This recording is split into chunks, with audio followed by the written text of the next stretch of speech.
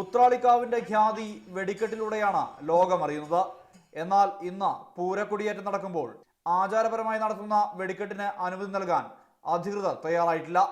മച്ചാട് മാമാങ്കത്തിന്റെ ഭാഗമായി മണലിത്തറയിൽ നടക്കുന്ന വെടിക്കെട്ടിന്റെ ഉപകരണങ്ങൾ പോലീസ് പിടിച്ചെടുക്കുകയും അനുമതി നിഷേധിക്കുകയും ചെയ്തു.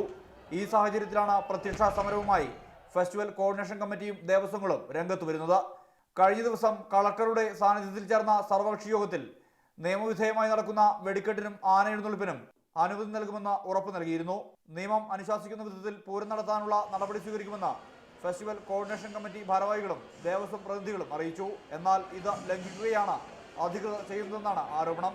ഈ സാഹചര്യത്തിൽ ഇന്ന് ഉത്രാളിക്കാവ് ക്ഷേത്രത്തിന് മുന്നിൽ ഉപവാസമിരിക്കാനാണ് തീരുമാനം. ഇതിനുശേഷം തുടർച്ചയായ സമരങ്ങളെക്കുറിച്ചുള്ള ആലോചനയും ഉണ്ടാകും. റിപ്പോർട്ടർ, തൃശൂർ.